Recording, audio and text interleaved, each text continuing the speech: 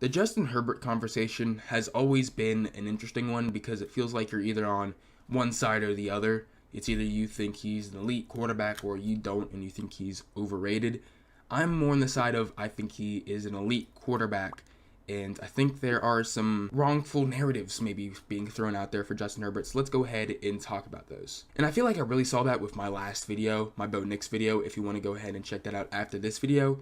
And many people, I thought that comparing Bo Nix to Justin Herbert was bad because Justin Herbert has set lofty expectations for any quarterback, and many people thought that was not a correct statement or maybe a stupid statement. I don't know. But if being in borderline, if not top 5 quarterback is not setting lofty expectations, I don't know what is. So I want to go ahead and kind of dive into this Justin Herbert conversation, where I stand, where other people may stand. Let's go ahead and get into that. So obviously coming in after his rookie season, he lit the NFL world on fire. 31 touchdowns, 10 interceptions, 4,300 yards, won Rookie of the Year that year. And ever since then, I feel like he's been getting better and better until this year. At least stat-wise, maybe you can say this has been his worst season of his career. And I think that's a fair statement to make, but when we say, I feel like the word worse is giving this bad connotation to it, when it wasn't really that bad. You know, he missed 4 games this year. He had 20 touchdowns, 7 interceptions, had 3,100 yards this past year, which, again, compared to his other seasons, not as great, at least stat-wise, but I feel like he had so much working against him this past year that really kind of let that happen, I guess. He was also on the lower side of turnover-worthy plays, which I think is another thing that's, again, he's able to keep the ball in safe hands. But if we look at stats total, like through his career, he's had 7,200 yards. He's had 114 touchdowns, 42 interceptions, a 95.7 QBR. That's elite. Those are elite numbers through 4 seasons of his NFL career. And deservedly so, got a big paycheck last offseason. And I think you can look at the stats alone and be like, those are really good. Those are really good. But there are some false narratives. But I think it's smart for me, maybe not smart, but I think it's best for me to give my kind of opinion on Justin Herbert as a player, with his traits, with his intangibles, with his skills. So let's go ahead and get into that. When we're looking at Justin Herbert, the quarterback, I think he's very good at staying calm in the pocket. His composure in the pocket is some of the best in the NFL. I mean, it helps with his size, 6'6", really good frame. So he's able to take some hits as well. Obviously, he got injured at the end of this year, but for the most part, I think staying composed in the pocket is really good. Taking hits. He's a big-time thrower. He is one of the best deep ball throwers in the league. We see that week in and week out, year in and year out, making these incredible throws down the field when he's standing still in the pocket, or even when he's on the move, when he's being pressured. So that's obviously really good. And again, on the lower side of turnover-worthy plays, when those are some of the plays, those deep ball throws are ones where that can be a little risky, but he knows where to put the football and he can get it there, which is really good. Again, like I was saying, keeping the ball safe, only 7 interceptions this past year, which is really good. And he can get out the pocket, which I kind of mentioned with the deep ball throws, but I think that's one of his most underrated traits, abilities, is that he can run. He's not Lamar Jackson, obviously. He's not even, maybe it's fair to say he's on the Patrick Mahomes level, possibly, of getting out the pocket, throwing on the run, and making a play if he needs to, running the ball. Maybe not Patrick Mahomes, but in that tier of, like, obviously he's more of a pocket passer, but if he needs to get out, throw the ball on the run, get outside the pocket, maybe get a 5 yards, maybe get 10 yards on the ground, he can. And that's where I stand. I think he's an elite quarterback that is top 5 or borderline top 5 quarterback in the NFL. So that's where I stand. Let's talk about some of these maybe false narratives, some of these claims that get thrown at him that I would like to kind of touch on. Obviously, many people say he's not an elite quarterback, which I think that's a statement I can just disagree with, but some of the things that I've seen is his 30-32 career win-loss record, which opens a whole nother can of, is win-loss a QB stat, right? And my quick answer is no, but we can make a whole nother video on that if you want to. Comment down below if you would like that video and maybe what your stance on that is. But my quick answer is no. I don't think wins, losses are overall a QB stat. But people do throw that out there. But when you have a top quarterback, you probably should be winning more than you're losing. But I think there are a ton of drawbacks to Justin Herbert or the Chargers that kind of make Justin Herbert's situation an outlier. And we'll get into that. And obviously that tough playoff loss to the Jaguars and the fact that they haven't really made the playoffs and he doesn't have these accolades are thrown out. Like, the Jaguars, come on now. He had a heck of a game that game. No turnovers, about 270 yards passing, and I think he contributed a few touchdowns to that. But the defense, man, we'll get to that, but that defense was not great. And he was put in the situation to do all he could. So I think that Jaguar game situation is kind of silly to bring up.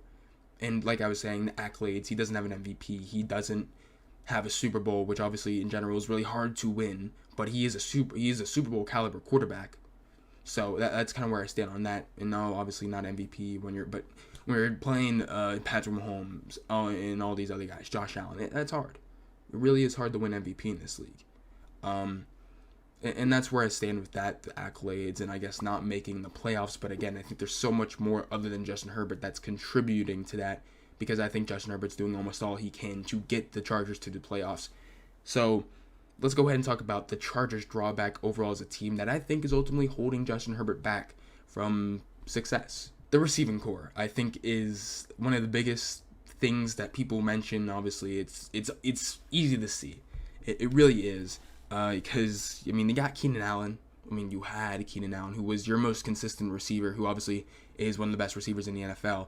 That was huge. But Mike Williams, injury prone, bad injury history, injured most of this past year, now not even on the team. Joshua Palmer, he's cool. He's a great wide receiver 3, wide receiver 4, but he's not nothing special. And then Quentin Johnston, who you drafted in the first round last year. Johnston can't pull it in!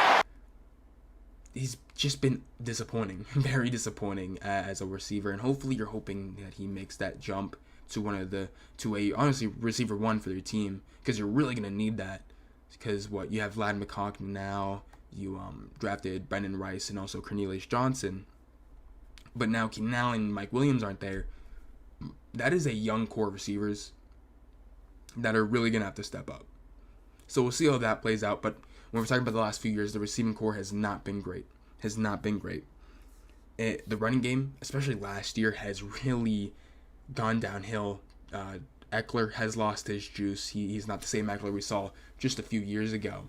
And I don't think any of their running backs averaged over 5 yards per carry. And obviously that's not all on them. That's on that inconsistent O-line we saw later down in the season. Again, not the best run, outside of Rashawn Slater, who had a down year, but still a good year at left tackle. So, but after that, it's not a good offensive line from left guard to right tackle. And obviously now you bring in Joe Alt at that right tackle spot to really protect your quarterback. But it wasn't great. Pressure after pressure after pressure. On blitzes, he was getting annihilated, but at the same time, he was producing against the blitzes. We saw that last year. And even when there wasn't a blitz, there was pressure constantly on Justin Herbert. He was taking hits that ultimately led to his injury later in the year. But I think he performed well even with the pressure going. But he can perform so much better when there's not that much pressure, and hopefully you see that next year. But last year, it was not great. It was an inconsistent offensive line. And then that kind of leads us to the defense that we all know was bad. Four punt with the best beginning field position, 35 of LA. He's got Hill. That's a touchdown! And it's been bad for a few years now, even though I feel like it shouldn't, because you got you got Khalil Mack, you got Joey Bosa, Derwin James, Asante Samuel Jr. You got a good core of top-tier talent. And no, Khalil Mack, Joey Bosa aren't in their prime, but you have one of the best safeties in Derwin James, one of the best cornerbacks in Asante Samuel Jr. And I'm not saying they're both in their prime, Joey Bosa and Khalil Mack, but they should be some of the best edge rushers in the league still.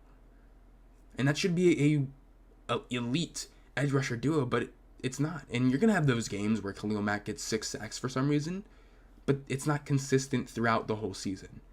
in this defense last year totaled as a whole 28th in passing game. They were 30th. They were 17th in the run defense. You need to be better. You really do, and that kind of leads to a stat that I feel like I've seen a few people say, but I'm going to repeat it here. They're 2-14 when the Chargers are with Justin Herbert. 2-14 when the defense gives up more than 30 points. And we look back at that Jaguars game, they scored more than 30 points, and Justin Herbert almost did everything he could have. If the kicker made that kick late in the game, the Chargers may have won, and probably would have won.